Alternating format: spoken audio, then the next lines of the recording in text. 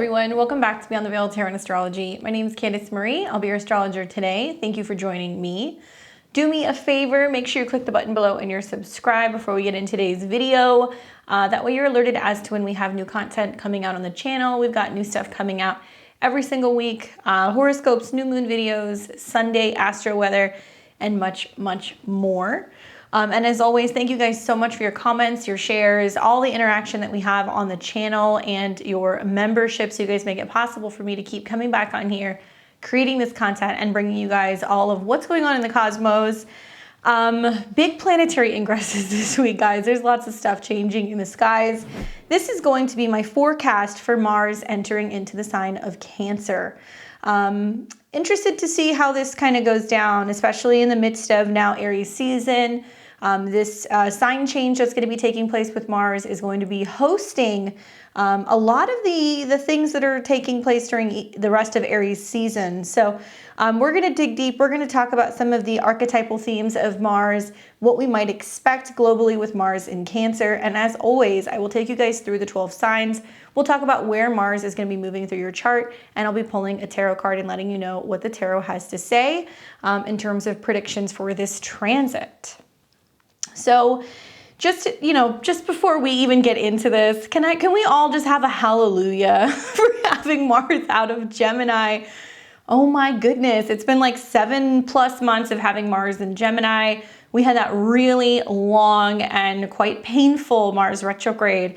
Many squares that we have seen, especially during mutable seasons. So if we go back and we think about Virgo season in 2022, Sagittarius season 2022, and then finally just recently, this whole last month or so, so many damn planets moving through Pisces, and this continuation of Mars square Neptune.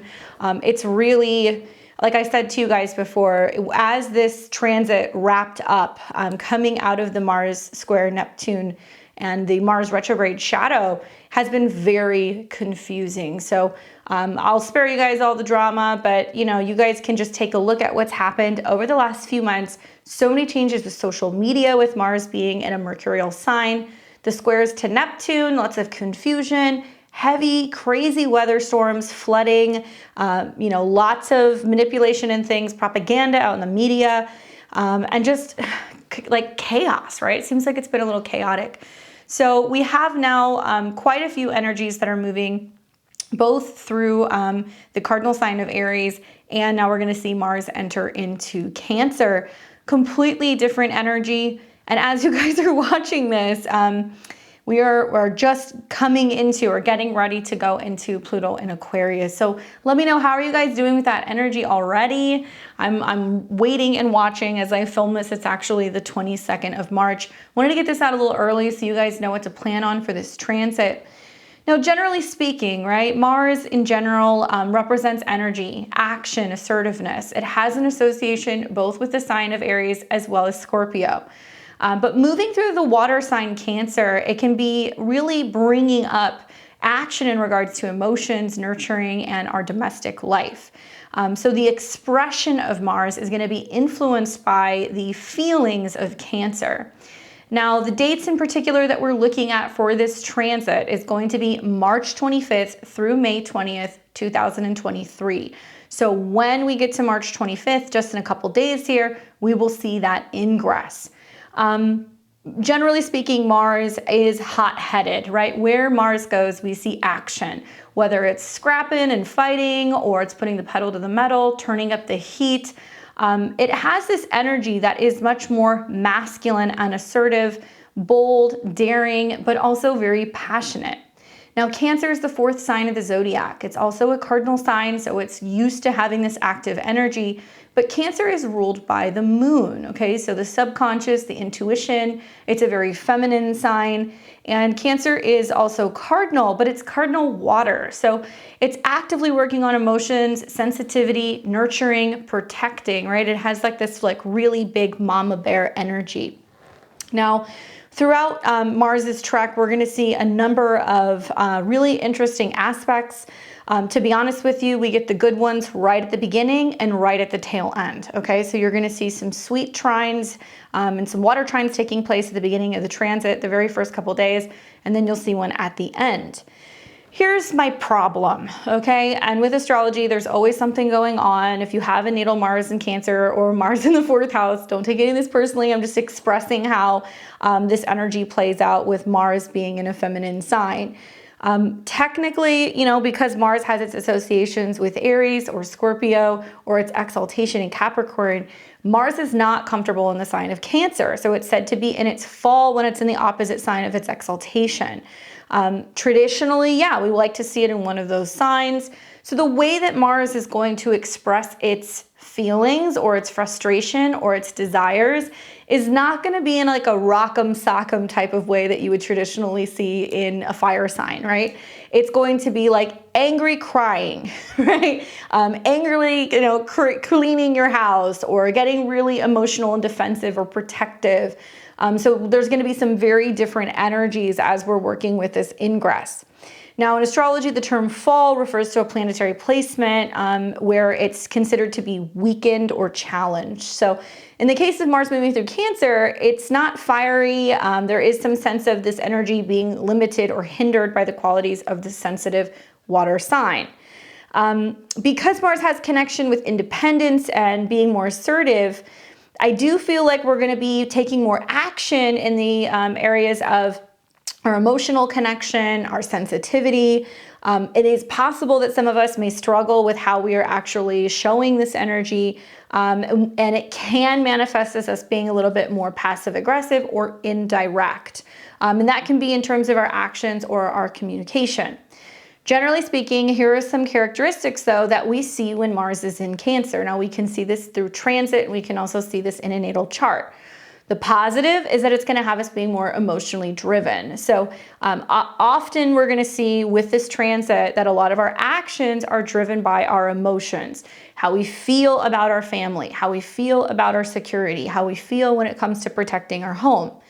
The downside is because Mars is impulsive, we may act impulsively and passionately when it comes to protecting the things that we love. So it's very like Clint Eastwood, get off my lawn type of like energy, right? So I could definitely see some like feistiness in a domestic sense with neighbors, with family, just kind of, you know, like kind of rushing people around in the house, get out of my kitchen, I'm cleaning type of vibes. And also we're going to see this energy kick up a lot of protectiveness. So those who have like a Cancer Mars natally, or if you have like a Mars in the 4th house, they can behave very in a very fierce protective manner in regards to their loved ones. And many of us will notice throughout this transit that we will go to great lengths to defend those things that we care about. If we feel threatened, if we feel our families are being threatened or our homeland is being threatened, we're going to get really emotional and reactionary. The positive though is that we can use this energy, especially with some of the more positive aspects like the trine to Saturn, to focus on the responsibility of nurturing. So Mars in Cancer has a much more nurturing side. I have a lot of Cancer placements personally, 4th house stellium, but we have a tendency to want to focus on nurturing and taking care of other people. We see that as an action we want to serve. And they have a tendency, if you have this natally, or you may notice this through the transit, of focusing on creating like a welcoming, a warm, and inviting, and a protected kind of space. So it can be a time where people are focusing on, you know, home alarms, putting up fences, maybe they're going to be doing some action around the home, things like that, just to ensure that the home is protected. Maybe you're running around taking care of a loved one. You feel like that assertive side kind of coming up where you're wanting to jump into action and go, don't worry, I'm going to help you take care of this task. I'm going to help you, you know, cook, do whatever we need to do to take care of those who are in our clan. So there is some emotional need to be able to step up and get things done. The downside is like, yeah, you see like passive aggressive energy with Mars in Cancer. And so we can be feeling this energetically. We're going to have this transit for like almost 2 months time. So we may notice that other people are a little bit more passive aggressive or just point blank fiercely protective. It depends on how it's aspecting your chart. I think part of it is because Cancer is, when you think of the crab, right? It's not direct, it's not linear. It kind of goes side to side. So there can be this sense of being cautious with how it exposes its vulnerabilities. And so there can be this sense of taking 2 steps forward, 1 step back, and being a little passive aggressive in its exchanges. They have a tendency, or we may notice people are going to have a tendency to not express their feelings directly. And there can be subtle hints or ways that they're kind of communicating much more in an emotional manner that can be hard to understand, and people can get their feelings hurt and take things personally with this transit. You know, Mars in Cancer is notorious for being a little bit more moody. Part of this is it is a water placement. So you've got a fire sign and a water placement. And Cancer is very deeply connected to its emotional nature. So we might notice that people are experiencing mood swings, or they're struggling with their feelings, or there's feelings of insecurity or vulnerability that's coming up. And people become defensive because they're going to feel like they don't want to be in a vulnerable place. They don't want to feel like they're being exposed. So you think of like that underbelly being exposed and wanting to flip over and go like, no, don't touch me, I'm good. And I think that emotions can kind of boil over with some of the transits. So just be mindful that people are going to be a little bit more on edge with this, okay? Especially considering the fact that while Mars is going through Cancer, even though we're not seeing an exact square between the sun, we saw that kind of coming into the beginning of Aries season. Aries and Cancer square each other, right? We're going to see Mars make some squares to some other placements in Aries, but there is this sense of being friction between our actions and our emotions, and they are at odds. So there is a sense of like jumping or leaping into things and then realizing the emotional repercussions, and we can find that we're getting a little edgy because we're out of our comfort zone and things are progressing very quickly. I've been telling you guys for months, I was like, look, when you get to the end of March of 2023, this year is going to begin. You guys are going to feel the energies pick up exponentially over the next couple of weeks, between the fact that we just had the spring equinox here in the Northern Hemisphere, the beginning of the astrological new year.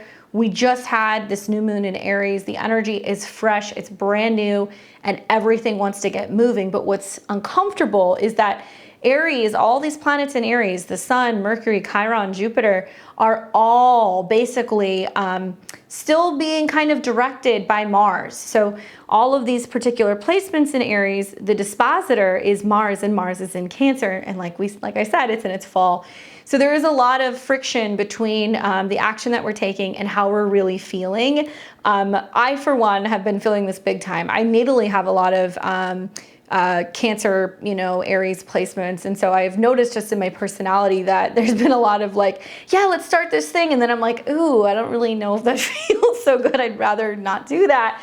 I don't want to take the action. And there's like a sense of me kind of getting freaked out about making some changes. So I'm feeling it. I don't know if you guys are feeling it. But what I think all these placements in Aries is going to be doing is it's really pushing Mars and saying, get out of your comfort zone, right? It's okay to leave the house, go and do things, even though, it's a little different. But we have to be checking in with our emotions. And that's not even just because Mars is in Cancer. We've got Saturn and Pisces now, guys. So we are realizing that we have to be checking in with our emotional bodies. We have to be doing those aura scans. How are we feeling? Checking in with our heart space. If something's not feeling right in the body, if we're feeling sensitive and emotional, we need to take action, because our emotional bodies are going to be telling us when something is off. So we can't just be in robot mode moving forward through life and not taking our emotions into consideration.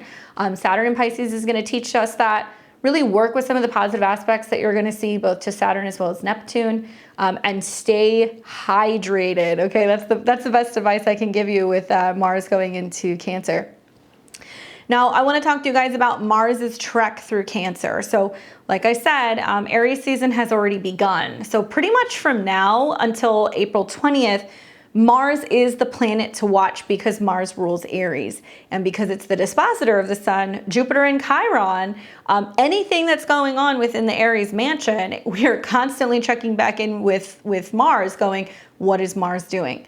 Mars will be the host for this entire period. Mars is also going to be the host for the eclipse that we're going to have. The second new moon in Aries, which is going to be at 29 degrees, that pivotal degree, on April 19th, 2023, a solar eclipse, the very first solar eclipse of the series of eclipses that will be shifting the nodes into the signs of Aries and Libra.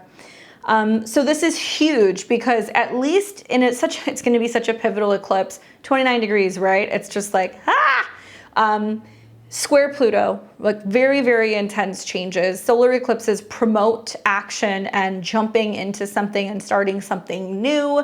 We had a new moon in Aries that was 0 degrees a couple days ago. We're going to have that solar eclipse at 29.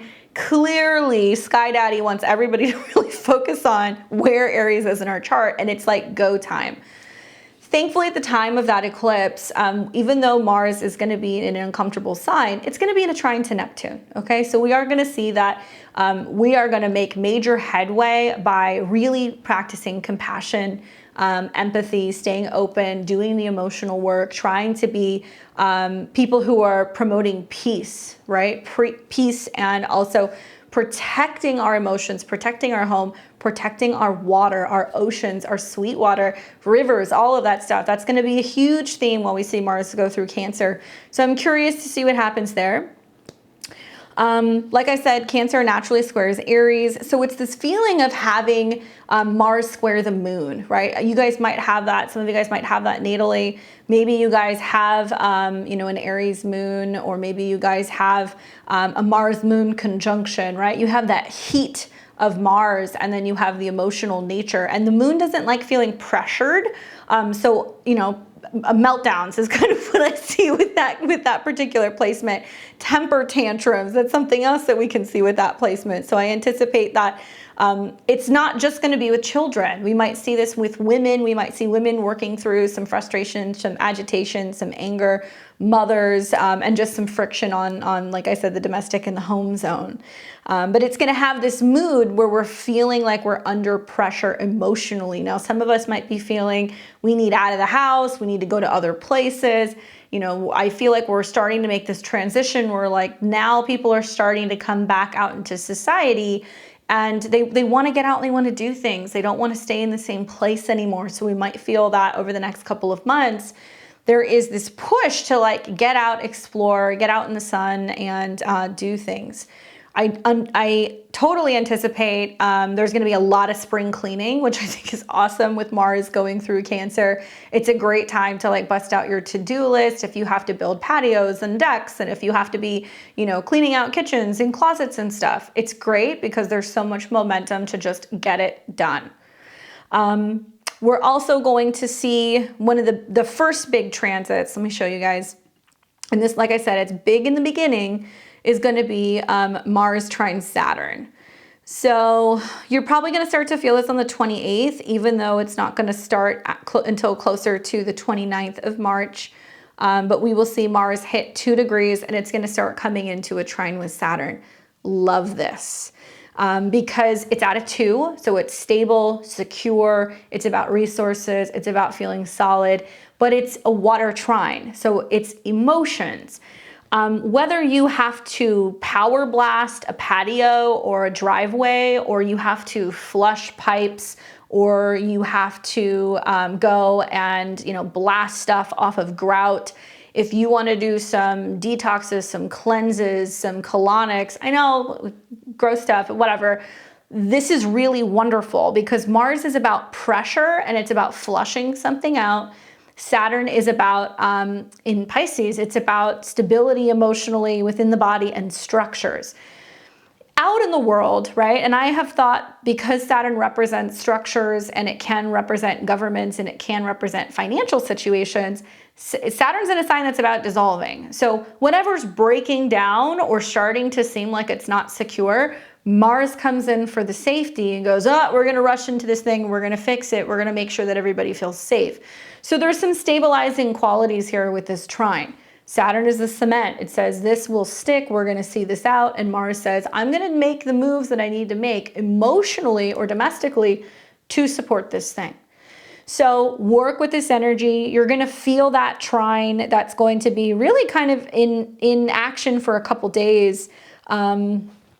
yeah, it'll be in action for a couple days.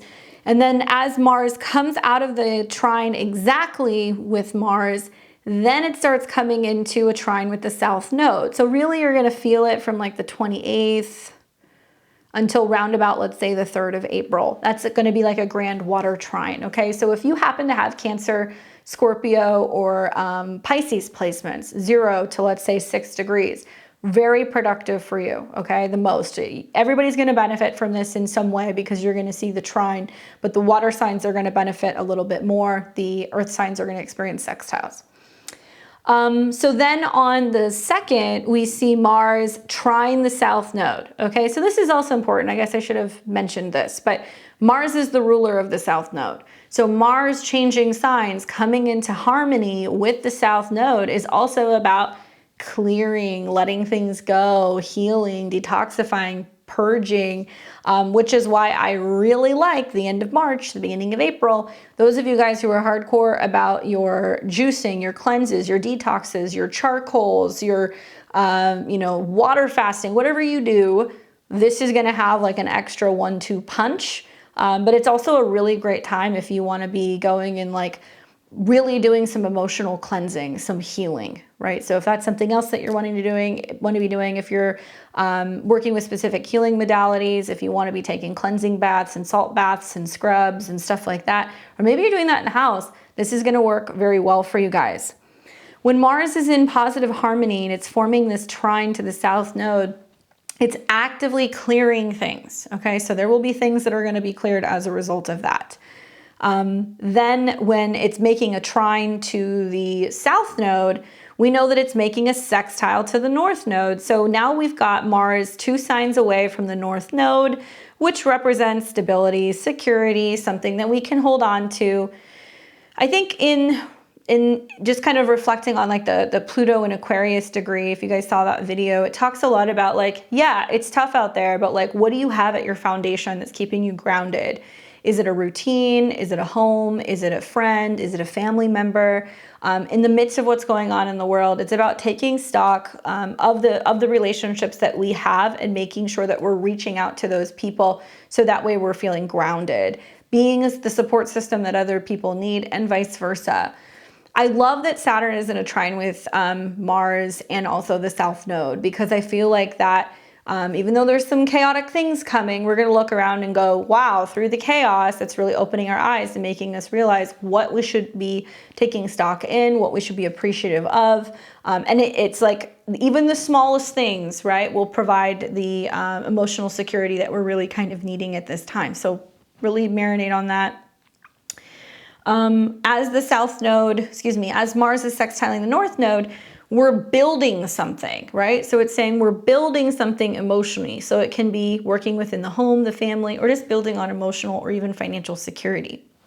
Now you're going to have that trine that's going to be happening really only until about maybe the 3rd or the 4th, and then we're going to start to lose it. But that grand water trine will be in action from March 28th until about March the 4th. Okay, so from then on, now I skip all the way to the 27th. Okay, so we're going to see Mars continue to keep moving through the zodiac. If you like to track the moon, definitely keep an eye on April 5th. Not just because that's going to be a full moon, but you will see the moon come into a square with Mars. So you can watch when the moon goes through the cardinal signs. So when it's going through Cancer, Libra, Capricorn, Aries, that's when you're going to feel like the most intensity, because it's going to form a T-square with Mars, especially in Libra. So that might be another day that you guys want to watch. But really, we skip ahead all the way to the 27th.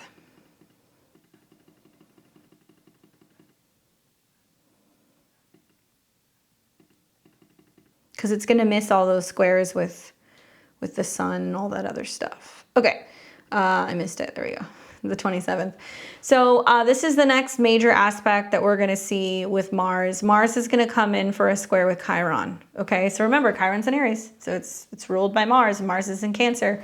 This is about individuals feeling hurt as a result of things that are coming up from the past. Cancer, 4th house. Things that are going on at home or with mothers or with family. There can be more issues with domestic violence. I don't like saying that, but that is possible. So kind of looking at this Mars square Chiron, there can be, you know, conflict that's getting out of hand with being at home with family members, with people who are on property. This is taking place at a 17. So I'm really looking at this from a sense of people working through childhood issues, drama within romantic relationships and people that we're living with, things involving issues with children, right? Because it's a Leo degree. Anytime you're having squares to Chiron, it's going to represent wounding. So if you happen to have any placements between like 15 and let's say 19 degrees of the cardinal signs, watch for this day. You might feel it even a little bit earlier as the moon is moving through Cancer the day before, but that is going to create a square, and it can also create wounding, right? Aries rules the face, the sinuses, the head. So issues with like sinuses, migraines, headaches, concussions, head-on collisions. That's very very Chiron and Aries. But with Mars squaring this, we are more predisposed to having accidents, right? But emotional rage, I think that's appropriate for Mars in Cancer. And where we're more prone to acting out, getting emotional, yelling, screaming, throwing something, having a tantrum, and like, you know, being out of hand. When Mars squares Chiron, we can see burns, we can see cuts and scrapes and things like that going on because Mars is generally sharp. So I would imagine there's going to be some angry mamas telling little kids and people to get out of their kitchens with this square. Watch for that the day before or the day after. That's where there can be some tension. But equally, if you're working on stuff around the house, working with saws, heating things up, working with knives, ovens, baking, cooking, just be more aware that that can be something that you're more predisposed to having accidents with. And then I'm going to take you guys to the 29th. And this is where we are going to see Mars start coming into a sextile with Uranus. This is just a hunch that I'm having, okay? This is just a hunch. But because Uranus can deal with gases and especially in Taurus, like natural gases, and the sextile from Mars, I do feel like we're gonna hear more about like that drama in regards to like gas stoves and whether or not they're safe. I get a little iffy because both Uranus and Mars are sitting at 18 degrees, which does deal with accidents, health, and Mars and Uranus together can be things that go kaboom. This can be explosions. Even though it's in a positive aspect to one another, it makes me feel like there can be problems with these types of things. So electricity and fire, right? Electricity, Uranus, and water, Mars and Cancer. If you're working with water, if there is flooding, if you know that there's a storm and there's power lines that are down, things like that, be very careful around this time because we may not notice that there can be water on the floor or something that can create or act like a conductor that can create some dangerous situations. Mercury is very close to Uranus, so our minds are already on fire with some stuff that's going on. I do feel like this might make some people scramble, especially when it comes to protecting themselves and their home. So you may hear more about people going, I'm registering for a gun, I'm wanting to learn self-defense, I want to get a home alarm, I'm getting an attack dog, things like that, that people are going to start getting weird at the end of April and really start beefing up their security for their home space. But Mars sextile Uranus, we are listening, we're in tune with our intuition. We can act very quickly. We can pivot if we need to make changes, right? And then we get to May the 15th. Like I said, they're spread out a little bit here. This one I like. This is going to be, and you're actually going to see this a little bit earlier in the morning, later at night, going into the morning. Right when we get to like the 14th and the 15th, Mars in Cancer will start trining Neptune, okay? I like the evening of the 14th going into all day of the 15th. You might have a dream, right? You have an intuitive, feeling, a hunch. Maybe you just feel inclined to follow that hunch and, make a move, take an action, do something in order to feel more so protected, right? Listen to that, especially if you have a dream on the 14th or you wake up with a feeling on the 15th of May. That's when you're working with those gut intuitive hunches or those visions with the moon Neptune in a trine to Mars, and you're going to go, yeah, I'm doing it because I feel like something is coming. I also think that that's the case because we are going to see Mars starting to come into an opposition with Pluto. Now, something else is we're feeling the Mars square Jupiter. Jupiter is going to move out of Aries and into Taurus, right? I mean, like within a matter of a day or two after this transit. So it's not just Mars in opposition to Pluto feeling threatened. It's not just Mars trine Neptune, where we're listening our intuition and following on that path that we're supposed to be going down in order to do the things we need to do to protect our home and family. But Mars is in a sextile with the Sun. So the Sun is about where we're taking action and showing up on and really focusing on physicality and security, and feeling solid with our resources, our food, and our money, prompting us to make changes. I have a hunch the next 2 or 3 months, a lot of people are going to go, I think it's time to move. I think it's time to move. Right as we're seeing planets come into Gemini, there's lots of focus between, well, where can I get the most bang from our buck, Taurus? Where are we going to feel safe? Where do we have the best communities for our family? You know, where do we move mom or dad? And I think there's just going to be lots of this talk that's going to be going on. So we see the Mars trine Neptune. I think that that's also about showing up and going like, no, I'm going to fight the good fight. I feel that this is part of my mission, right? It's part of my mission to go and do this thing. So it may prompt some people to want to get involved in nonprofit. It might prompt some people want to donate their time, their services, join the services because they feel like they want to protect or they want to defend their country. But it may also be a time where people are just getting really active with their faith, right? Really active with their faith. So that'll be on the 14th, going into the 15th. And then finally, the Mars leaving Cancer goes off with a bang, okay? Oh, one thing I wanted to say also. When Jupiter hits 29 degrees, okay? So this is going to be right around the 11th of May through the 16th of May. That's reactivating the eclipse. Okay, so Jupiter hitting 29, reactivating the eclipse. It's in a square to Mars. Mars is the dispositor of Jupiter and Aries.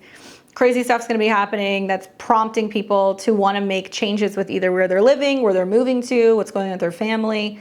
And right as Mars is getting ready to leave this sign and go into Leo, Jupiter comes into Taurus. So what we're actually going to see the second half of May is things get dangerous. I don't like saying that, but things get dangerous. Mars in opposition to Pluto. So this is when Mars goes into Leo. We'll talk about this in a month or two.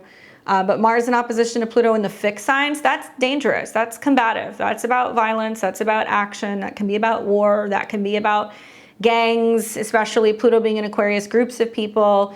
Mars being in Leo, the individual, and then the squares to the North Node in Jupiter. That will be the focal point. Mars coming into the sign for a couple days here, the last like 10 days or so of May is going to create a grand fixed cross where we've got Pluto that's squaring the nodes on one side saying everybody must get with this change of this digital age, this transition, this huge revolution. And then we've got Mars on the other side that's squaring the nodes that's also saying, yeah, but we're going to fight, we're going to push back, right? And this is the individuals, Leo, challenging the groups.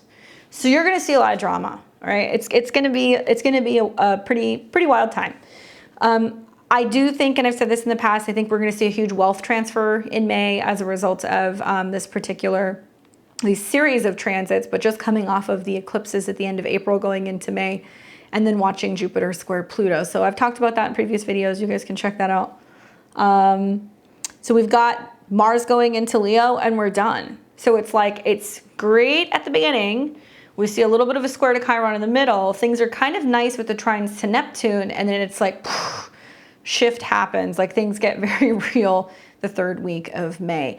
You guys know me, I keep it real. I'm gonna be honest with you. Like even if I saw Pluto squaring the nodes, I'd be like, it's gonna be a little rough out there, but with Mars coming into this, and the fact that Mars is going to be so much associated still with what's going on with the Sun being in the last degrees of Leo, so many people, April, May, June, are going to be like, do I have enough food? Do I have enough money? Do I have enough resources? What do we got? Like, if you don't want to be in that situation, just be prepared. Have a little bit, every time you go to the grocery store, throw a little extra couple cans in the cart, store something, right? Save something, throw some food in the freezer.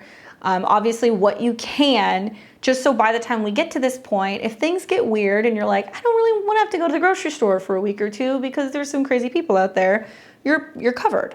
Right? So I'm not saying this to promote fear. I'm just letting you guys know And I do think with Mars being in a trine to Saturn and Mars being in a trine to the South Node, those of you guys who feel like you want to take action to feel more so protected, right? So if you're like, hey, I want to go and take self-defense classes, or I want to know how to defend myself. I want to know what to do in case of an emergency. I want to make sure that we, check all the locks and the alarms on the home. Great time to do it, because you may have professionals that come help you do that. You might actually learn the proper way and the manner to be able to do those things, okay? So here's some themes just to watch out in the world that you guys might notice over the next month or two as we're going through some of these transits. Let's bring Mars back. There we go. So for starters, obviously, emphasis on domestic issues, okay? So Mars in Cancer is going to bring a huge focus on domestic issues and concerns, housing, family dynamics, national security, I think is going to be a big thing. And there's probably going to be a greater desire for security and protection within the home or the community. So I think that we're going to see much more neighborhood watch, right? People going around protecting neighborhoods, patrolling neighborhoods, checking in, watching each other's families. Emotional intensity and conflicts, we covered that. So it can lead to heightened emotions, sensitivity, confrontations, intense and passionate expressions of anger and frustration. Raise your hand if you have Mars in a water sign. Right? I have Mars in Scorpio. Yeah, really angry. Like, we can get very angry, and it's the angry crying and the throwing things and the tantrums that can come from that buildup of emotions. Watch for that. People are going to be very emotionally on edge, and when people get like that, there can be snap things that just happen. And it's not like Mars in a fire sign where you see somebody get very active and you see them visibly get angry. It's not like Mars in an air sign where they're just kind of bouncing all over the place. Mars in a water sign, especially Cancer, they're going to seem fine, and then like the moon, their mood is going to shift, okay? So don't be surprised if you notice that. Changes in immigration and migration policies. So Mars in Cancer can be associated with issues relating to borders, refugees, immigrants, displaced populations, especially with trines to Saturn in Pisces, especially with trines to the South Node. Call me a conspiracy theorist, but I'm going to be like, where are missing people going? We hear about people coming back and forth over borders, but we're going to hear more about people disappearing. We're going to hear more about if people are actually being moved to refugee spaces, places, centers. Do they actually get there? Where do they go from there? What's happening with missing people? I don't like saying that, but it is what it is. But I think we're going to hear more about borders. Saturn in Pisces is going to be about international borders. So we're going to be hearing more about where can people go and whose job is it to see to it that they're taken care of, and so on and so forth. Environmental concerns, because Cancer is a water sign, it's going to bring attention to water-related issues and the environment. Now, with Saturn being in Pisces, that's already happening. We've been seeing that the last couple of months. But we're going to see this even more. And there's going to be a focus on water conservation, pollution, climate change, but focus more on water. So I'm thinking about like waterways, rivers, whether or not we are, properly handling what's been going on with some of these floods, what structures we can be building, right? Saturn, Mars, to be able to kind of better protect communities from some of these issues. But I think about water rights. I think about people who are going to be protesting or fighting for the fact that we need to know what's going on with our water. Hearing news about chemical spills in the Midwest that's been taking place. I want to say it was Minnesota, correct me if I'm wrong, that supposedly happened in November of 2022, but many of us are just now starting to find out. Also, the ongoing situation that's gone on in Ohio and many other places where we've been seeing chemical spills or explosions that are near fresh water or salt water, right? Just reading the news earlier today, hearing about one that was just taking place really close to Galveston, Texas. I now live in Texas. There's this huge chemical plant that blows up literally next to the coast. So notice that this is happening in places where there are natural resources and either fresh or salt water. And I'm wondering, how is this going to impact the environment, animals, but also our environment and our water sources? Cancer is much more so connected to freshwater or sweet water. Scorpio would be swamps, and Pisces would be more connected to the sea, but they're all making aspects to each other. So I think the conversation is going to be, well, what happens potentially near a river that may be near a bottling source that we drink in our homes? Cancer, how is it moving through rivers, going into other environments where we may have swamps and lakes and things like that? Scorpio South Node. And eventually it gets to the ocean, right? Saturn and Pisces. So none of the water bodies are going to get a break. And I do feel like it's really important to be talking about this, including the fact that we are more predisposed to water attacks. Okay, so whether we're going to hear about people who are, having their boats hijacked, accidents involving boats or jet skis, or accidents on water, danger through water like drowning or electrical issues, home issues in water, all of these things could potentially come up. And I think it's really important to be talking about this and protecting our water, because we need to make sure that we are preserving that and we're taking care of our planet. Changes in international relations are likely. Mars in Cancer brings a focus on relationships with other nations and cultures, particularly in terms of protecting our nation and national security. So there can be changes in trade or policies or alliances. That's happening right now, okay? Go and educate yourself. Go look at what's going on in the news. All week we've been hearing about how China and Russia have been meeting and having conversations and been signing all kinds of deals and things in regards to trade, and how they're going to be making some big changes in terms of the currency that they're using. They're no longer going to be trading in US dollars. Yeah, we're gonna hear more about that stuff. Watch for issues in regards to women and mothers protecting their children. I think that that's also going to be a big one, and whether or not we're feeling like people are stepping up and protecting families, right? Protecting family units, family structures, what it means to have this family, have children, and whether or not families or mama bears are getting up and getting a little rowdy as a result of feeling like they need to cause a ruckus to protect their baby cubs.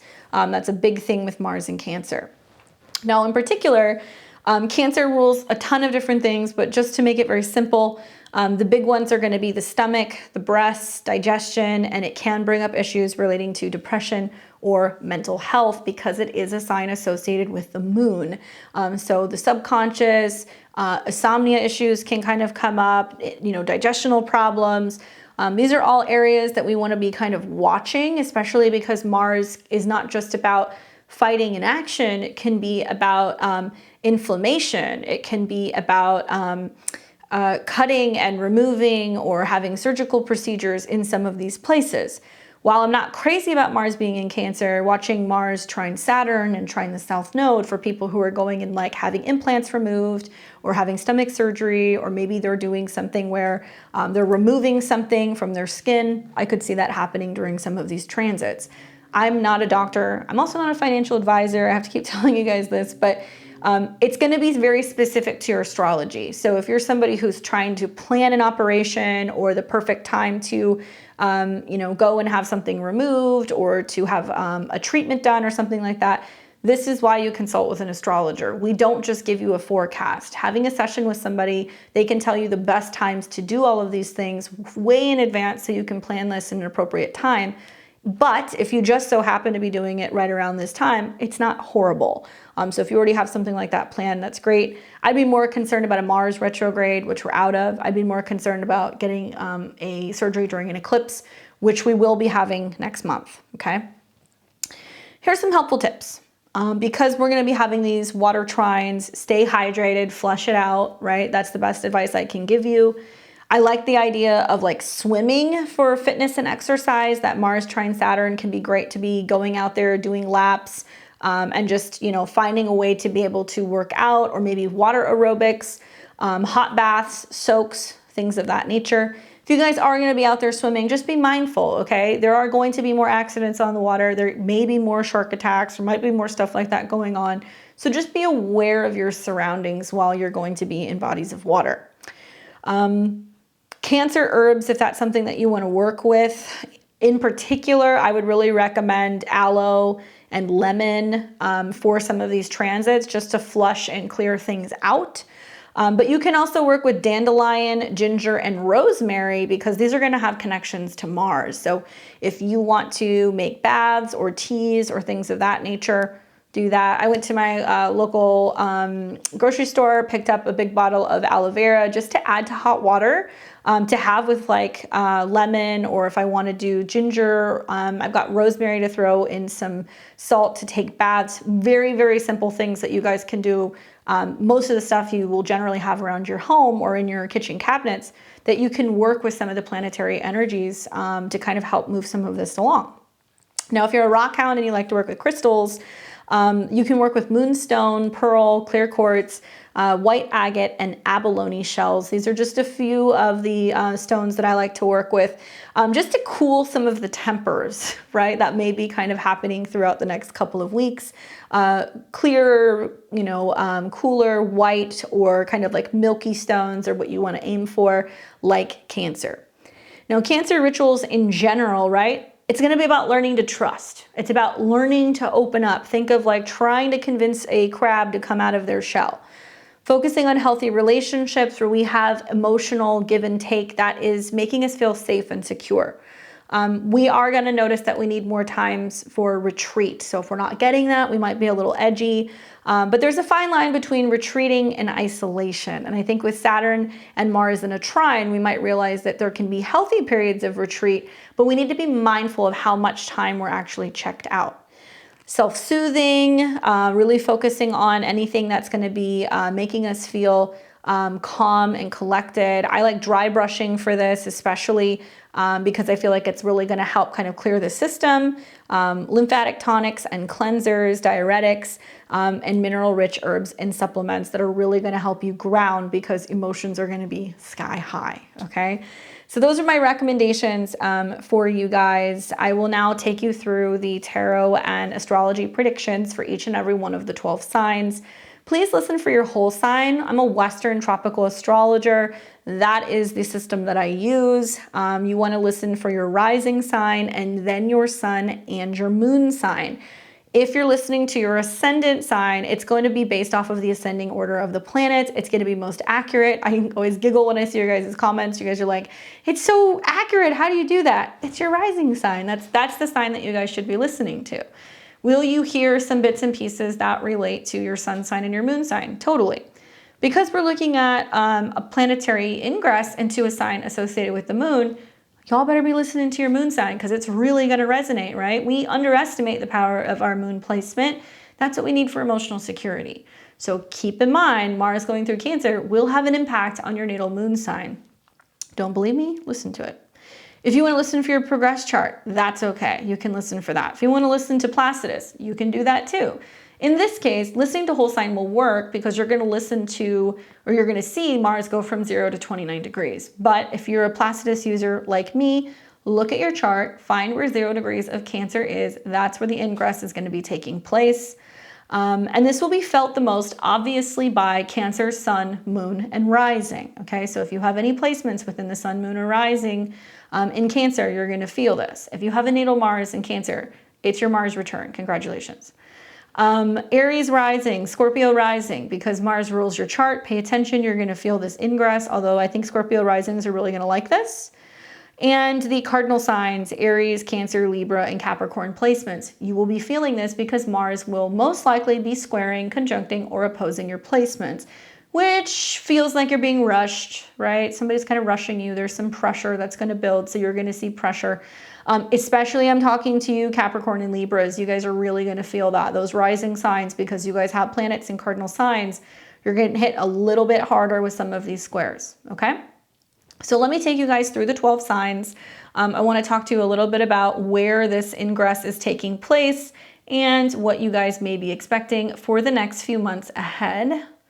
And let me make this whole sign for you guys. Okay, so let's go ahead and get started first with my Aries and Aries rising. What's up, Aries? Hopefully you're doing well. How are you feeling? Are you feeling so great after that new moon? I would imagine that you are. I've heard from so many of my Aries friends. They're like, this is amazing. And I was like, I know, I have an Aries moon. So you have got your chart ruler, Mars, moving into the sign of Cancer. So Mars traditionally rules your first house of your appearance, your body, your actions, first thing that you do when you get up in the morning, right? Mars is moving into the 4th house, okay? Traditionally for you, Mars does not just rule your first house, it also rules your 8th house of change, transformation, and others. So we have this fusion of you taking action within your 4th house, home and family, and something that you want to change or transform. This could go a couple different ways, so just hear me out. The positive is that there can be lots of home action going on. If you are wanting to work on your to-do list, if you're wanting to move, buy, sell a house, reorganize things within the home, furniture, if you're wanting to spiritually cleanse, detox, purge, all that stuff, awesome time to do it. However, when Mars goes through the 4th house, you can upset some roommates, some family members. If you have something to do, something to work on, you're less likely to have drama within the home, so just stay busy to get things done. The downside of this transit is, like I said, it is squaring you. So it kind of makes me feel like there's a lot of you rushing to want to get things done. And you know, there can be some friction that you can have. It can come into friction with your work responsibilities or your relationship responsibilities. By the end of this transit, some of you guys will have made some really big moves or a lot of headway in regards to things that you're working on within the home. The 4th house does deal with the kitchen, so it can be like the kitchen that you're remodeling or that you're changing cabinets. It can also mean that you yourself are going and visiting home or family, or having to go home to be with a parent. The uncomfortable side of this is that Mars rules the 8th house, which can be about death, letting go, grief, and loss. And I'm looking at Mars trine the South Node, Saturn, and it's creating a water trine in water houses. So it can mean that you're sad because you're saying goodbye to an old home. It can mean that you're bummed out because, you know, family's moving away, or maybe you've got somebody who's going through some kind of treatment, obviously touch wood. But I always get a little iffy when I see some of these trines. So just really pay attention to what's going on within your home zone and your clan. The good news is that you're ready to leap into action. So if a family member is going through a health scare, if there is something changing within the family, you're the first one to jump in and want to help them with whatever is going on. Okay, let's see what the cards have to say for you. On the move, you know, the good news is that the Fool card does talk about being positive and optimistic about some of the changes that are coming. So if you are going, you know what, let's look into moving into a new neighborhood, or let's go and check out a new area that we've never been to before, you're really kind of hoping for the best. Of course, Jupiter in your sign, you're feeling much more optimistic about the future and willing to kind of take on new things. And this does make me feel like it's all going to be about your perspective. So if you're feeling a little moody with some of the changes that are coming, you're a little unsure, that's okay. It's totally normal. Just roll with the punches. Try to stay optimistic about some of the new things that are on the horizon. And yeah, be hopeful for what the future holds. Good luck, my Aries. For Taurus and Taurus rising, you have got Mars moving through Cancer, through your natal 3rd house. Okay, so this is going to bring opportunity for quick movement, communication, focusing on siblings, focusing on cars. Some of you guys might be talking about moving. Some of you guys are getting ready to go on a road trip. So you might notice sometime between the end of March and you know, mid-May, you're going to be going on a road trip somewhere. Maybe you're hanging out more with siblings. Maybe you're dealing more with neighbors. Mars in particular rules your 7th house of relationships, okay? So others, business partners, clients, you know, romantic partners, if you're married, all of these people. And Mars also rules the 12th house. So there is some sense of you communicating more with others. It's a relationship period. There's a lot of you needing to be more mindful of how you're communicating, really tapping into your emotions. It can be hard with Mars in the 3rd house because you're going to want to, you know, just immediately click send on those text messages and just give somebody a piece of your mind. You are more likely to pop off in a meeting, or more likely to, yeah, to send an email that you're like, I should not have said that. So just slow it down a little bit. Mars ruling the 12th house, it also makes me feel like there's some subconscious things that are coming up. things that you've been holding back and saying, things that you've been holding back and doing. And it can be good because it has the opportunity to kind of really clear the air with others. Now, I don't think it's just about your romantic relationships. I think it can be about your relationships with some of your friends. And so there can be a sense of calling them, you know, following up, checking in with them. Hey, this is where I've been. You know, let's get together. Let's plan a dinner, or I'll come and see you, or vice versa. So it's really allowing you to kind of clear the air in relationship matters. And now that you have Saturn in your 11th house, it really is important for you to stay connected to, you know, your tribe, your people. I like also that Mars is in a sextile to your ascendant. So I feel like the more that you're leaning into, you know, being calm and collected and feeling really stable and really focusing on what feels good, it's going to help drive some of the action that you're taking. And maybe it's because you're more tapped into your emotions, right? But just be mindful, quick movement, communication. You're more likely to be speeding a little bit, so just slow it down. And watch for some tiffs, some conflicts, right? You can have some conflicts with neighbors because the third house is neighbors or siblings, but Cancer is family.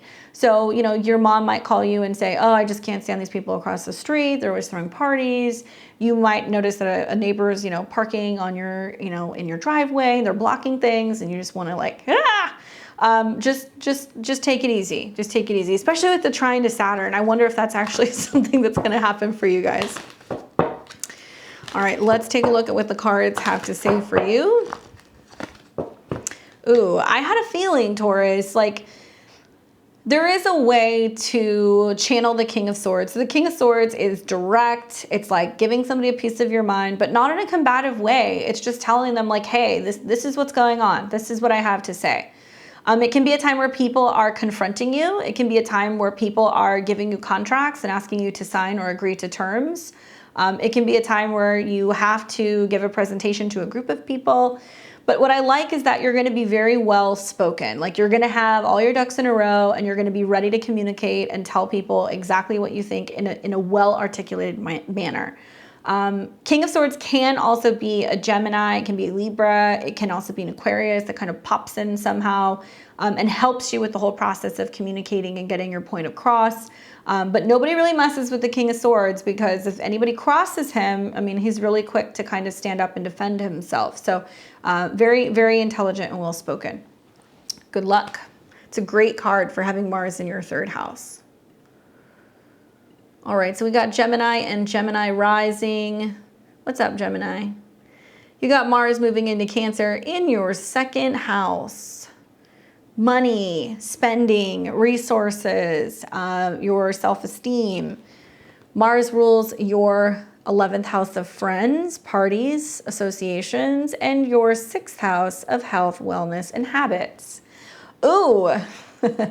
I mean, Gemini, I feel like you guys are going to be going and socializing so much. I think that's what's going on. So maybe Mars being in your second house is you being like, I'm having to spend money on gifts. I'm having to decorate my home. I'm having to bake and cook and clean and do things because I'm entertaining or I'm going places and I can't show up empty-handed, right? Mars in the second house can burn a hole in your pocket and it can be emotional spending. So be mindful of that.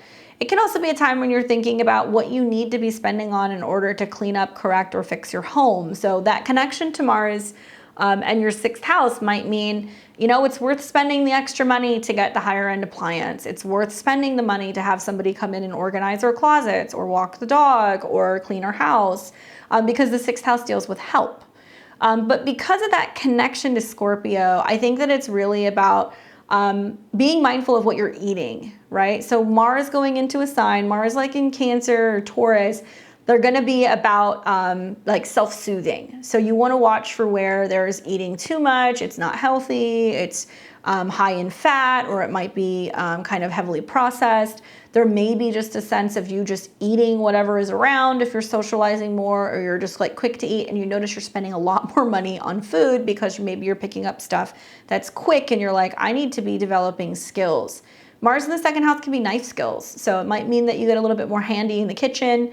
Maybe you're really trying to watch what you're spending and you're like, look, we're going to these parties or these barbecues and stuff like that. Like, I'm going to make the food. I'm not just going to go and pick up a platter. But I do think that you're spending money as a result of parties, get-togethers, and groups of people.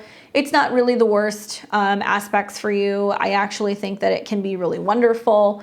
It can also be a time that's really driving up the earning capability within your career, because you've got Mars that's in a trine with Saturn. So it can represent more responsibility at work, longer hours, new title, more money.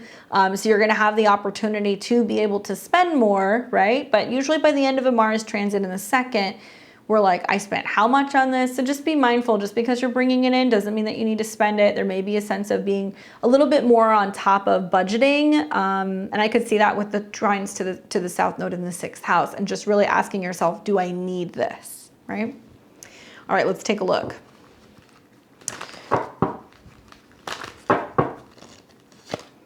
Ooh, 5 of Wands. Mars, I mean, this is a very Mars card. It's combative, it's challenging. There is a sense of like really pushing for something. So maybe you're like, hey, I gotta be working harder because I have more expenses and there's a lot of money going out. But 5 of Wands is combative. There is a sense of feeling challenged. And so maybe you're feeling really protective over your resources and your money. Maybe you're feeling like you're having to really fight for your piece of the pie, or there is a lot of arguing going on with other people about who bought what, who spent what on what. Be careful for that, because that can come up and it can kind of come back to bite you in the butt. Especially with some of the squares that you're going to start seeing to Jupiter and Chiron. There can be a little bit of tit for tatting going on with other people, okay? Be mindful of that. Good luck, Gemini. Well, Cancer and Cancer rising, now is the time. I see so many of you guys is like finally coming out of your cave, right? Months on months of having Mars in your 12th house, hiding out a little bit, healing, keeping to yourself, and now Mars is finally moving into your sign, so it's go time. You and Libra, right? Hold on to your shorts. Because there is a lot of stuff that's going to be going on that's kind of sending you ricocheting in different directions. So let me break it down for you. There is so much going on, so much potential that is being seeded for you right now in your 10th house, okay, which happens to be ruled by Mars. This is your career zone. Whether you work for somebody, you're looking for a job, you're launching a business, maybe you're looking to go on interviews, maybe you're changing positions, whatever. Think new. Everything is new now. You had a new moon in your 10th house. Mars is, like I said, connected to your 10th house of career. It's also connected to your 5th house, which deals with your joy, right? Your creativity. It can be about self-employment. It can be about your children. So this is about your responsibility for really looking after your own happiness, or really making sure that you're doing work that's in alignment with your heart space. For some of you guys, it's this realization that's like, look, life isn't going to just, happen. I have to take action. And your emotions may be what's actually kind of pushing this along, right? When Mars sits on your ascendant, it doesn't matter what sign it's in, you get agitated. You're more prone to making accidents, having accidents, making mistakes, kind of, attacking people, ripping their head off. There can be a sense of you being really irritated and irritable. You're more predisposed to fevers, right? Accidents, cuts, burns, all that stuff.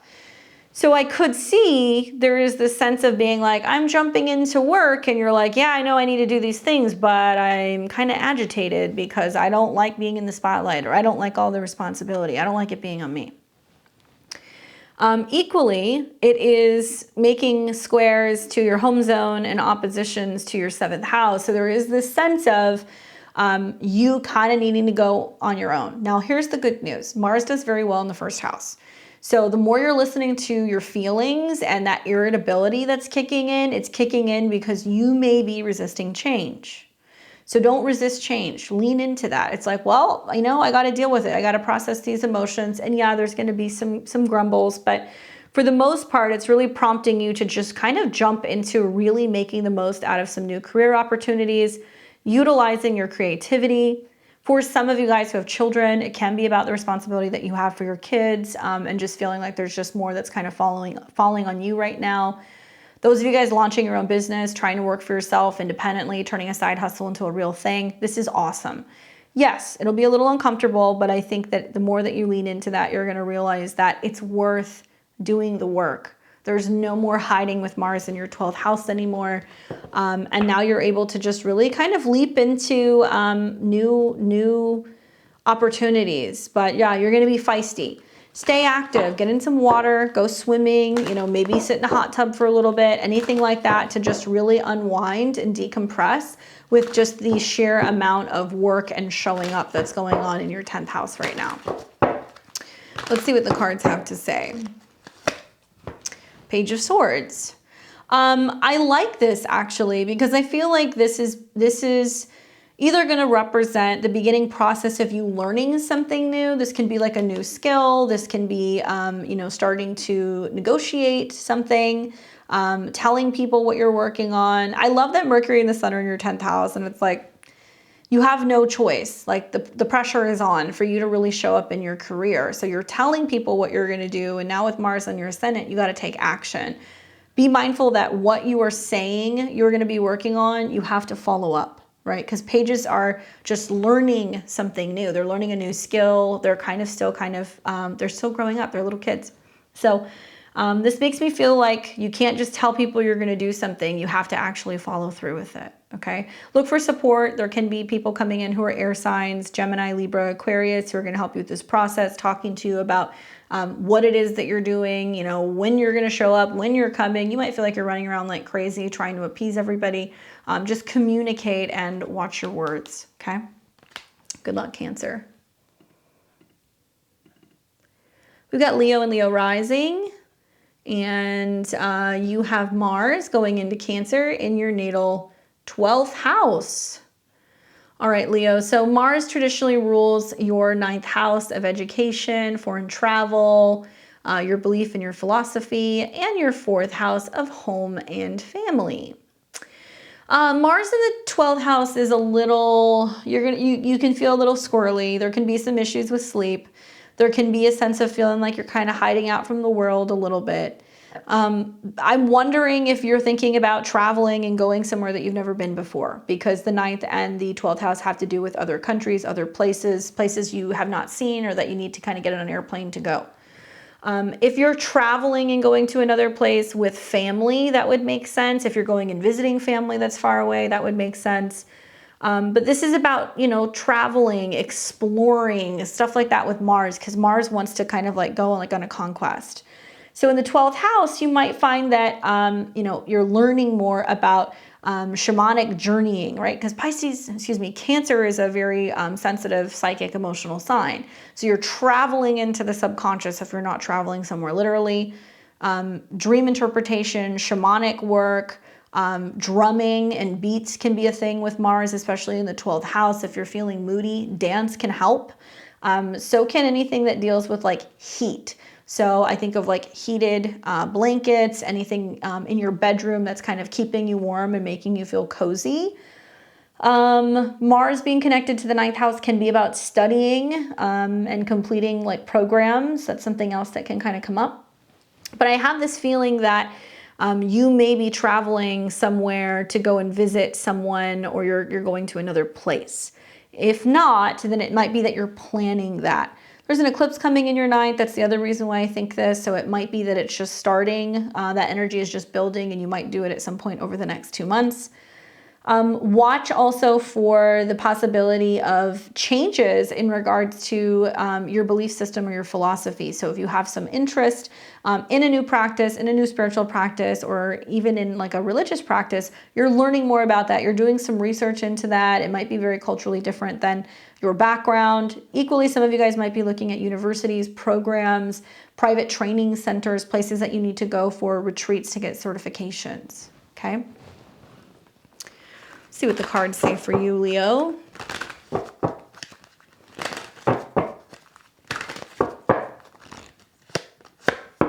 Ooh, the moon, how spooky. I think that this is really talking about the subconscious, you know, because I'm sure some of you guys are going to listen to this and they're like, yeah, I'm planning a trip, but like, no. Things get stirred up with Mars and Cancer subconsciously. So in the 12th house, I'm wondering, are you going to have some weird dreams? Is there some nightmares? Is there some working through some unprocessed fears or trauma subconsciously? I think it's very possible with the trines to Saturn and also the trines to the South Node that you're overcoming loss or grief. You may benefit by going to a hypnotherapist or doing a past life regression, going and seeing a therapist, working with that. That may be a theme anyway with Saturn in your 8th house. So the willingness to go and work in this subconscious space or be working with somebody in a healing center to kind of move through that can be so helpful. The moon card really talks about what goes bump in the night, or what we may not necessarily see, but we feel. So Leo, lean into some of these water trines because it's going to help you kind of figure out what's lurking in the shadows that may have been bothering you for a long time. Okay? Good luck. For Virgo and Virgo rising, you have Mars entering into the sign of Cancer, and it's moving into your natal 11th house of friends, groups, networks, associations, your goals, your dreams, and desires. Fun place to have Mars transit because there's definitely a lot of socializing, getting together with other people. Mars rules the 8th house of joint resources and others. It also rules the 3rd house of communication, ideas, siblings, and neighbors. Well, at the very least, that Mars action through the 11th house, there can be parties and gatherings and get-togethers and baby showers and engagement. There can also be a sense of going and connecting with family, friends, because of that connection to to Cancer. I do feel like you may travel for some of this stuff though, because of Mars's connection. So probably you're having to go to an aunt's and uncles, a cousins. They're calling you saying, we're having this get together. Are you coming? This can be any point over the next 2 months. It might also prompt you going on some trips, maybe doing like a road trip with some friends. That could happen as well. But the connection to the 8th house is unusual because it makes me feel like if you're going through a bit of a funk, if you're feeling like you're having some issues in a relationship, if there's some stagnancy going on in a relationship, if you feel like you're going through a breakup, a separation, whatever, you may be more active in communicating and talking to your friends. You might be letting them know, hey, you know, we need some space, or no, we broke up, or like, you know, I'm trying to get back out there and meet somebody. And people will be like, come and spend time with us, right? Come and hang out with us. So how friends can be incentivizing you to come and play, but there is some emotional protectiveness that's going on there as well. I would say stay open, you know, talk to them, tell them how you're feeling. It can be a wonderful time to also like rekindle some of your friendships if you have been kind of backing out a little bit of your social life because you've been really heavily consumed in a relationship issue. Now that Saturn is in the 7th house, it's trining Mars and the South Node, there may be a sense of telling a partner, hey, I want to integrate, you know, you into my friend group. I want you to meet them. Or, hey, I need some time. Mars being about change and transformation. Let's say you're single and you're not in a relationship. The sexual side of Mars and its connection to your 8th house makes me feel like you're going to have some friends that are going to be interested in being more than friends. You can have some friends that are kind of feeling things out and kind of testing the waters with you, or equally saying, hey, come spend time with us. Tell me what's going on. You know, let me connect you to someone. I think I have someone that I could kind of set you up with. Mars trine Saturn. Regardless, right? Other people are going to give you a lot of support. Go and participate in this. I think it's really amazing. And I like that Mars is going to be sextiling your ascendant. So it's helping kind of give you some perspective so you don't feel like you have to be assessing a situation all by yourself. Let's see what the cards say for you. Oof. 8 of Swords. Feeling stuck, not being sure how to connect with other people or how to get the point across, not knowing how to talk about something, right? Being like, What I like is that Mars and Saturn working together want to get you out of a funk, or they want to get you out of a place where you feel stuck. So don't close up, don't clam up, don't not answer the phone or text messages. Like, let other people reach out to you and actively participate in these relationships, because it can get you out of a place where you feel like you're lost, right? Good luck, my Virgos. For Libra and Libra rising, you are going to be having Mars going through the sign of Cancer in your natal 10th house. My Libras, how are you doing? So if you're a Libra rising, or if you have a number of planets in Libra, you're going to be experiencing oppositions to placements in Aries and a square to Mars in your 10th house. So Mars is going to be this focal point for you where there's a lot of action going on that can feel like it's creating some pressure, okay? Here's the good news, all right? Mars really likes being in the 1st, 6th, and 10th house. These are the places where it's going to function the best. So Mars moving through the 10th house is almost going to have like this like Capricorn feel where it's getting so much work done. So the good news is that you're going to be out there working. There's lots of nurturing your career. There is some competitiveness. You're feeling like it's just full steam ahead with the things that you want to do professionally. You only get this transit once every 2 years. So if you've been meaning to launch new projects, put things out there, really put your face out there, it's a really good time. On the other side of this, right, Mars rules your 7th house, and both the 7th house and the 10th house deal with your public reputation. 7th house is more so how other people see you. It can also be about your relationships with the public. And the 10th house is going to be like your reputation in your career. So you've got lots of planets in houses that deal with visibility. So whether you are trying to get more traction in your business, whether you're trying to kind of sell something to others, if you're trying to be much more public in a professional or a romantic relationship, all things apply. Now, Mars has connections to your 2nd house of money and resources, the money that you spend, that you possess. It also has connections to the 7th. So to me, it looks like more work equals more money, right? That's bottom line. More work is more money. And seeing Mars make trine to Saturn is basically saying, yes, we're working, but we need to stay on task. We need to make sure that we're maintaining our schedule. We're not going over, we're not overextending, and paying attention to your health. And so you may feel like you're willing to cut back or not work as much, or you're more mindful of not overworking because you're trying to stay on task with some of your health or schedule goals. And you're also realizing like, you know what, I'm not worrying about money, like money is gonna be there, basically. There can be much more support coming from other people, okay? And that's the positive side of the transit. The downside is Mars ruling the 7th house can be about hashing things out with people. So there can be this feeling of conflict.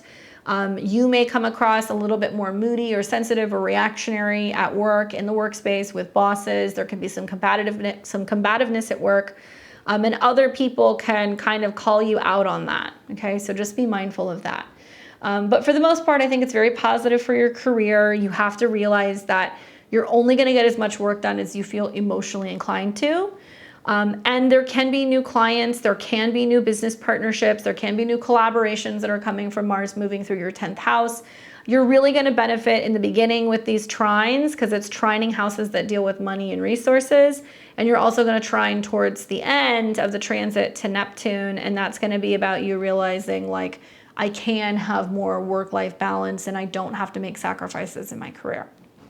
All right, let's take a look and let's see what the cards have to say for you, Libra. Oof, oof, 3 of Swords. So here's the downside of this potentially. Some Libra risings, with Saturn being in your 6th and also having the squares between your 7th and your 10th, can be this realization that you're like, I can't work with certain people. Like there's certain people I can't work with. Saturn in the 6th house will bring issues with, potential coworkers or people who you thought that were on your team and they're not. So with Mars coming into a trine, there can be a sense of telling some people, this isn't working, this isn't panning out, I'm sorry, we got to make some changes. So Mars going through the 10th house can create some emotional situations in regards to, parting ways or slashing or cutting back some of your relationships with people. And so that can be really draining. It can be heartbreaking for you or for others. There can also be a sense of having some conflict in regards to partnerships, especially if you're somebody who works in a relationship with someone. So if you and your partner work together, there can definitely be some hurt feelings and some conflict that's coming from some of the work that you're doing together. And I would just say be mindful because even though it's good for you, you're going to go through this transit and you're going to realize you can't take everybody with you, that not everybody is going to make the cut. Okay? Good luck, my Libras. For Scorpio and Scorpio rising, you are going to be having Mars going through your natal 9th house. And you're going to like the Scorpio because, well, Mars rules your chart.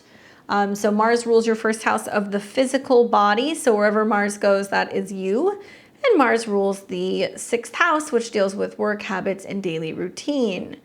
All right, so here's the deal, okay? Scorpio, you especially, you're really going to like these trines, you and Pisces. Having Mars move through your 9th house is going to bring opportunities for you to focus on travel, beliefs, education, something that you're learning. So if you're really adamant about being like, I want to plan a trip to another country, you're going to focus on that the next 2 months. I want to learn something about, this particular interest of mine. You're going to start the process of taking the course, applying for the program, applying for the college, that kind of stuff. The 9th house is our higher mind. So it's also about mentors, teachers, and gurus. So if you're looking to find a guru or a mentor, you will find one. If you're looking to start teaching and training other people, you may start doing that. Now, Mars is going to trine your ascendant and the south node. So there is a sense of you going, you know what, I can really follow some of my intellectual pursuits as long as it's something that I'm really passionate about. And Mars is also going to trine Saturn in the 5th. So I think there's going to be a lot of Scorpio and Scorpio risings that are wanting to fully develop and flesh out some of their creative abilities. With Saturn in the 5th, if you are a designer, if you create graphics, if you're wanting to learn more about photography, if you're wanting to develop more of an online presence and you need to learn about editing and websites, you're like, I'm going to go and find the course that I need to do this. And I think it's going to be wonderful for you. Because it's also activating your 6th house, which deals with, being a perfectionist and doing it yourself and making sure that it's perfect because it's in the sign of Aries. You may also be focusing on timing, scheduling, planning. Like I said, travel. There can be long trips with Mars in the 9th house. So long getaways, especially places that are going to be by water. So it's a great time to go and be by the beach or by the pool and go somewhere and make the time, right? That's the key here, is making the time, breaking up your schedule because you're going to have tons of work.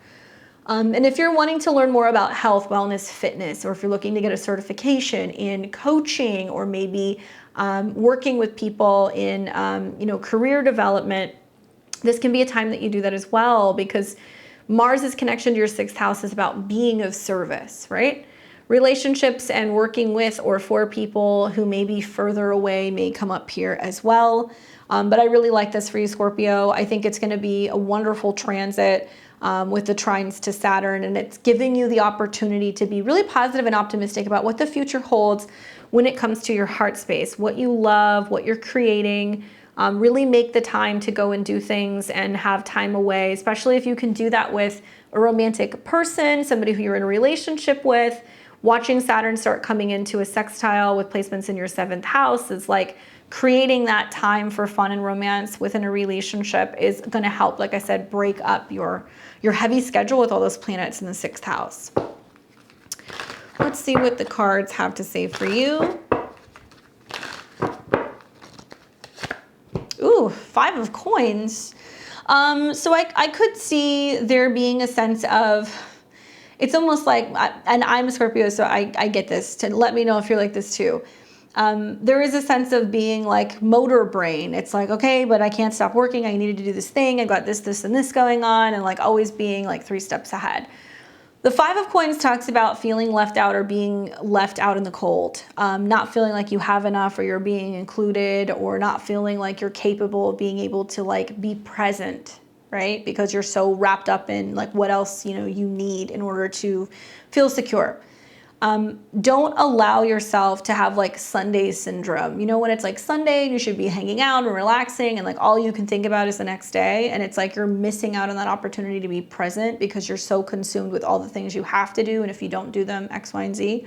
That's how I see this card applying to this situation. The 5 of coins does talk about health related things. It does talk about feeling like you're not being included, feeling like you're being X'd out, that people are not wanting to support you.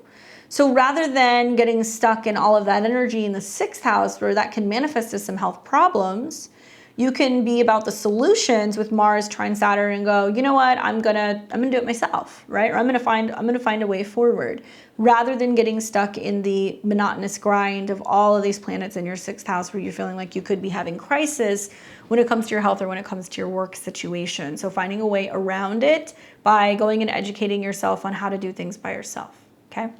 Good luck, Scorpio. Let me know how that goes. We've got Sag and Sag rising. You are going to be watching Mars go through the sign of Cancer. It's going to be moving through your natal 8th house. Well, at least, my Saggies, at least Mars is comfortable in the 8th house, okay? It likes being there with that connection that it has to Scorpio. But it is in a sign that is in conjunct or quincunx you. So you guys don't really have a lot in common. So there can be a sense of feeling a little rubbed the wrong way, especially if you're a Sag rising. Well, what does the 8th house deal with, right? People say death, sex, taxes. Okay, sure. But this really, really relates to Saturn in your 4th. My Sagittarians, there is heaviness going on in regards to your karmic family responsibility. Maybe a parent needs you, maybe a family member is sick, maybe you're dealing with just a slow and sluggish situation with a home or buying or selling or moving, right?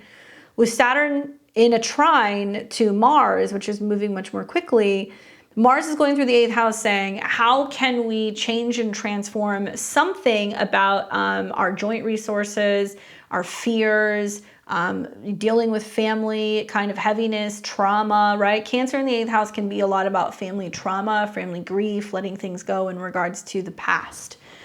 The good thing is that you've got this water trine happening between the 4th, 8th, and 12th house.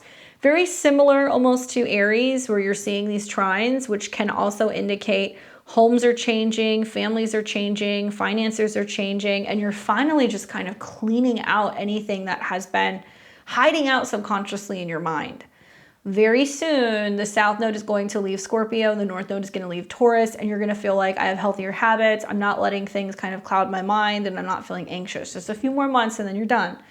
But for right now, I think Mars moving through the 8th house is really saying, wow, I'm having to learn about intimacy and how to be vulnerable and how to be vulnerable about my fears and also about my resources. So there is a lot of feeling like, okay, because Mars rules the 5th house and the 12th house, if you are moving in with somebody, if you are merging bank accounts, if you are getting pregnant and having a kid, if you're buying a house and applying for a loan, you got to talk about all the scary skeletons in the closet. You know, the truth in regards to your debt situation, the truth in regards to your spending habits, whether or not, you know, you are capable of sharing insurance. That's all the 8th house stuff. But I think it's about the transformation of the roots in the home zone.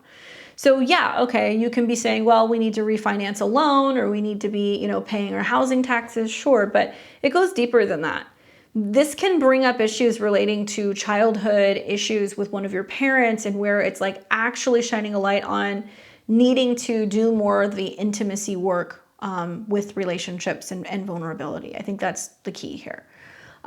What's positive in the midst of this, I think, is that you are eventually going to see Mars continue to move through Cancer and it'll try Neptune, and you're going to realize, like, it's not that scary making changes in my private life. It's going to be okay. And like, I have the support of another person, and like, now I can let things go. Healing therapy and doing all of the magical things with Mars in the 8th house is really wonderful. Really stay hydrated. Look into, you know, detoxing, cleansing, and anything that's going to flush your system where you're holding on to old feelings. Watch for those emotional changes though, okay? Because there can be some big emotional things coming up about endings in regards to the home or family. The card that I got for you is the Page of Coins. So this can literally be about a child, a younger person. It can be about a Virgo, Taurus, or a Capricorn. But I think that this is about planting a seed. So this is the beginning of, okay, we need to take action in regards to save for the down payment for the home, or we're taking action in regards to making the investment or moving money around. So this is wonderful. I like this card for you. I think that it's giving you the opportunity to start planning for your future. Maybe you're planning for a child. Maybe you're planning for an investment. Regardless, it's the first steps that you're taking towards feeling secure and stable moving forward with your relationships, either with your family or another person. Good luck, Sag. Okay, so we have now got Capricorn and Cap rising. Hold on to your shorts, Cappies. You got Mars moving through Cancer. It's moving through your opposite sign, so it's going through your 7th house of relationships. Well, at the very least, it's going to be pretty active. Okay, so Mars moving through the 7th house.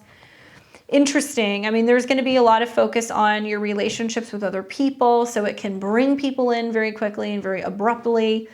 You can deal with people from the past because Mars has connections to your 4th house, so this can be family members coming back from, out of nowhere, blast from the past situations with relationships, conflicts that you can be having with family members, especially over home or property situations or things that involve one of your parents. Having Mars in your opposite sign in general does feel like there is either a push that is combative or just a lot of action and excitement that is with other people. You may feel that relationships speed up quite quickly with this transit, right? People are just pushing you. They're like really interested in, hey, let's get together, let's work together, let's go out to dinner, that kind of stuff. And you're like, whoa, it's just taking off very quickly. There's a lot of action with some of these people in my life. Mars has the connection to your 4th house, but it also has the connection to your 11th. And so what I like about this is that partners are coming in right now, or family members that you're dealing with are really pushing you to kind of stand up and be like, this is what I want. This is my goal, right? This is what I need. And there can be some very driven people in your life right now that are creating some conflict within your home zone because Mars is in friction with all of this Aries. So for example, you may feel like a partner is not really getting along with roommates. You may feel like you just need to have it out with a sibling. You may be calling that sibling back and forth being like, I need help with taking care of mom. Are you going to help me or what? So it can create some friction, especially because if we take your Capricorn, Sun, Moon, or Rising into account, it's actually going to make all of this Aries energy the focal point, saying, hey, there's new things that need to happen, right? New things in the family, new homes, new opportunities. That's really prompting partners to get active. So it might mean that you're saying to them, I need you to help me set up the house. I need you to help me move, whatever.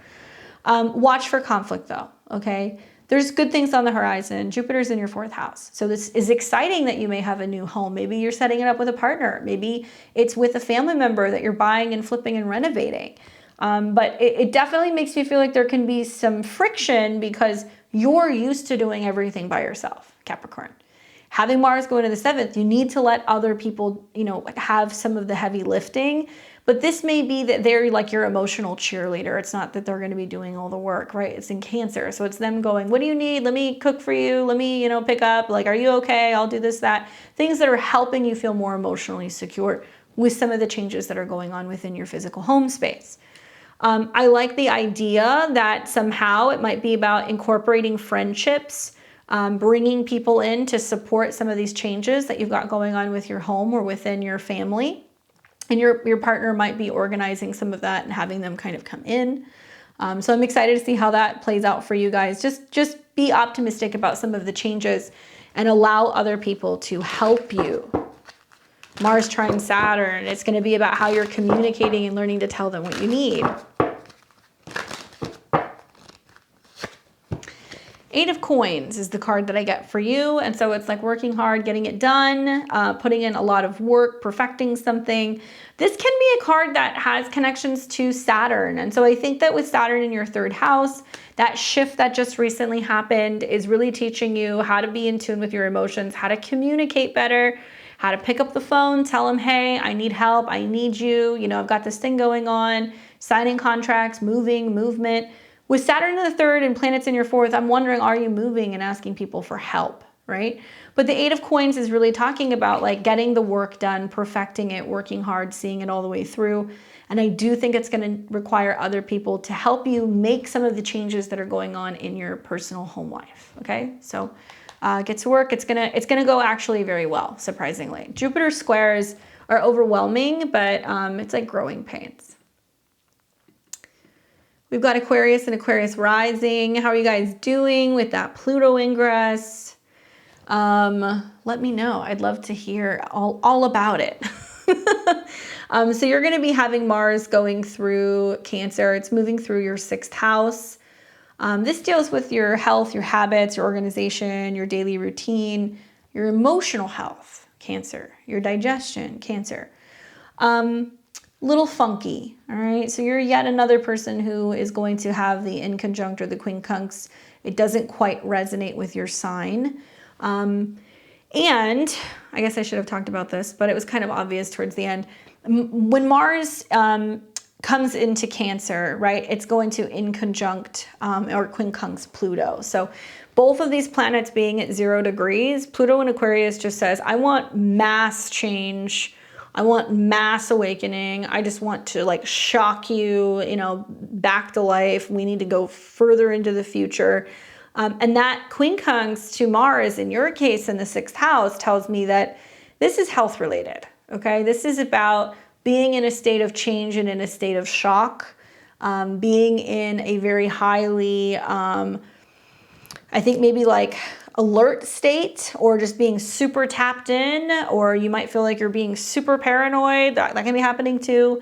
And the inconjunct to Mars in your 6th house can be the life-changing things that are going on for you within your environment or your body, and the effects that this is having on your emotional health, Cancer in the 6th. The positive is that Mars really likes being in the 6th house. It likes to like just jump in, roll up its sleeves, and get the job done. So if we look at Mars ruling your 3rd house of the mind and communication, it's also about writing and traveling. And Mars's connection to your 10th house of career, it makes me feel like you're going, okay, to better kind of handle some of the changes going on in my life, I need to be making the time for writing, for journaling. I need to be making the time to process my emotions. I need to be going on those walks, clearing my mind. I need to be really making sure that I'm busy, but not just busy in a physical sense, but busy taking care of my body, right? Taking care of my mental and emotional health. You've got water trines happening in houses that are associated with earth elements. So usually we see a lot of work with Mars in the 6th. I like that it's trining the South Node, where you're saying it's not really work in a physical going out to work sense. It's like going to the gym, taking care of yourself, eating well, right? Making sure that you're cleaning up, organizing, things within the home, Cancer. But the connection to the 3rd is, I think, that you're just being really forthcoming about what your emotional state is like, learning how to communicate and be more vulnerable, and just going through the motions of learning that it can't just be about mind and body, right? It's mind, body, spirit. So Mars in Cancer is going to have you taking those salt baths. It's going to have you, checking in with yourself emotionally. And if that means that you need to be doing writing exercises, walking, breath work, whatever, in order to really feel like you have that stability, so be it. Yes, if you have a to-do list and a list of things that you have to do around the house, this is a great time for that. I'm especially looking at the sextiles that you have to your 4th, where organizing, cleaning, picking up stuff around the house is great. So it would be a wonderful time to really do your spring cleaning. But I do feel like there can be some conflict. There can be some conflict with neighbors. There can be some conflict with siblings. There can be a sense of giving somebody a piece of your mind. And like, because you're working so hard on your mental emotional state and finding that stability, like you're not going to tolerate people who are going to be giving you a hard time. You're going to be really quick to be like, and you're out of here, because you're protecting your space more. You're more aware of your boundaries. And you're also aware that you're going through a huge turning point where you don't have time for the mental static. So really focus on that. And I like that Mars is going to trine Saturn in your 2nd house. I feel like making changes to your mental health will also be about dietary changes, scheduling things, fasting with Saturn in the 2nd house, making the decision that maybe you're not going to be drinking or you're not eating certain things, right? So you're going to feel like you have more energy and motivation to get things done.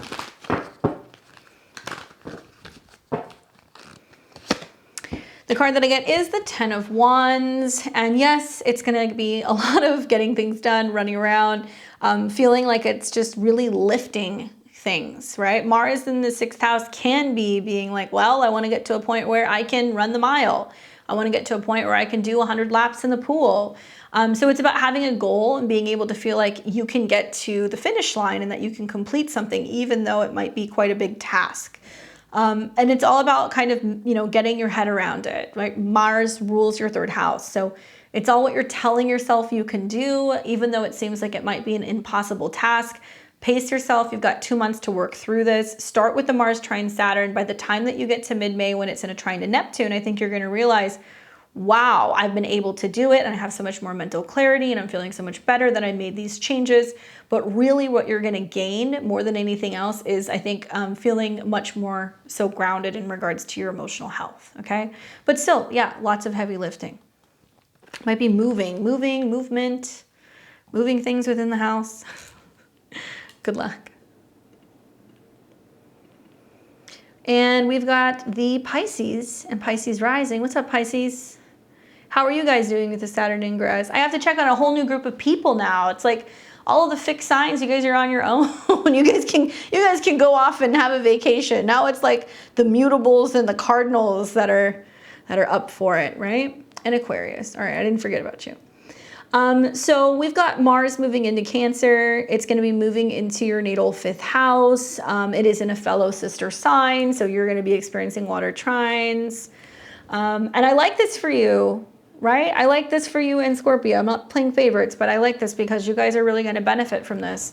Having Mars in the 5th house, at the very least, having fun, taking risks. It's passionate, it's flirty, it can be very sexy, lots of date time and opportunities for meeting people, going out, going dancing, hanging out with younger people, hanging out with your kids, all of that stuff.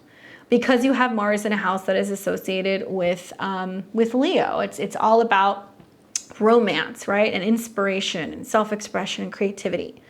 Mars deals with your 2nd house. So this is all about money, resources. This can be about your talent and what you're willing to kind of spend on. And it also rules your 9th house of beliefs and travel.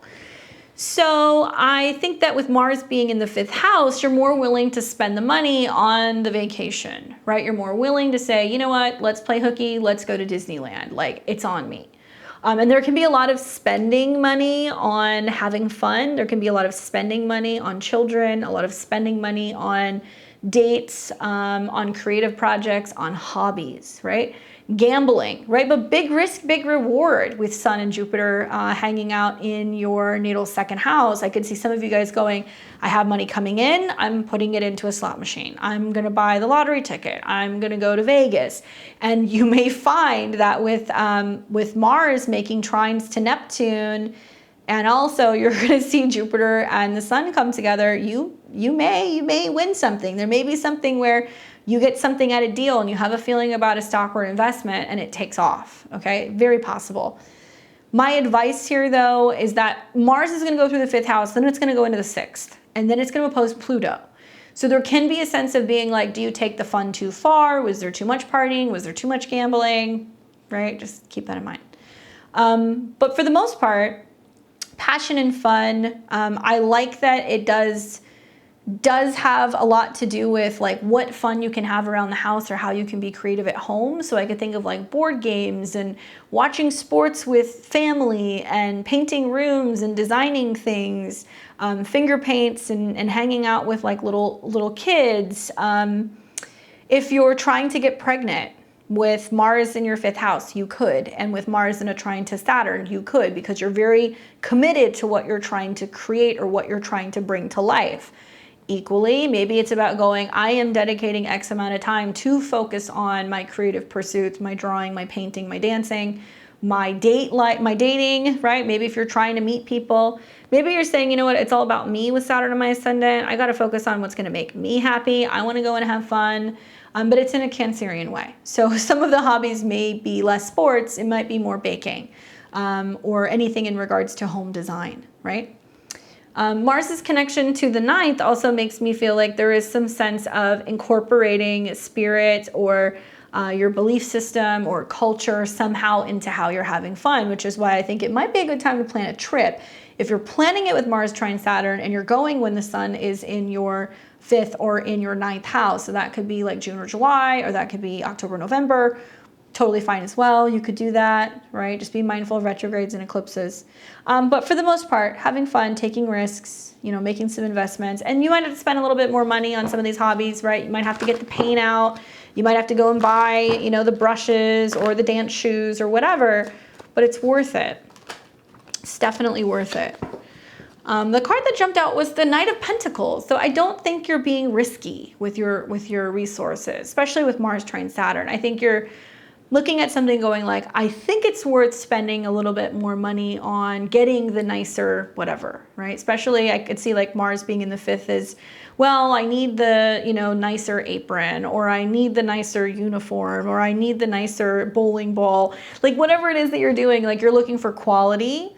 Knight of Pentacles can be an earth sign. So Taurus, Virgo, Capricorn, somebody who comes in that makes an offer, they make a suggestion, they make a recommendation in regards to an investment, something you're buying, good financial news coming. So maybe you know that it's coming and you're like, when I get that check, we're going to go and have a really nice dinner. We're going to have a nice night out. So you know that something is coming your way. You're planning on what you're going to be doing with it. And I don't think you're spending lavishly or being excessive. I think that you're being mindful with what you're going to do with it because you have intentions of being able to make more and being able to grow. So starting businesses, launching things, stuff like that. I do feel like it can be very, very productive as long as you're taking your time. Okay. Good luck, my Pisces. Well, guys, that was Mars in Cancer. We're saying goodbye to Mars in Gemini. I am so ready to see this transit done. Check in with your guys' emotions. Please be mindful that people are going to be moody. Don't take it personally, and know that the emotions and the heart really have to be on board, and we need to be taking that into consideration before we leap into starting things. We are in the brand new start of Aries season, so we're still kind of learning not to rush through things. And if we're noticing that feelings are coming up, we have to really take that into consideration as we start to strategize. Next month, we're gonna have another solar eclipse in Aries. So if you guys need yet another opportunity to hit the restart button, you can, but be mindful of all these dates. Leave me your comments below. If you're new to my channel, let me know where you're tuning in from. I'd love to hear from you. If you guys want to book a personal reading with me, you can click my website and go to my links below. Find me at beyondtheveiltarot.com. I have my website live. I've opened my books for May and June this summer. So if you want to get a birthday reading, or if you have an election reading, composite, synastry, relationship stuff, you name it, I do my readings live on Zoom. I also offer reports. Or if you don't want to wait, you can catch me here on Friday nights at 5 p.m. Pacific time, 8 p.m. Eastern. We alternate and do live readings, tarot or astrology.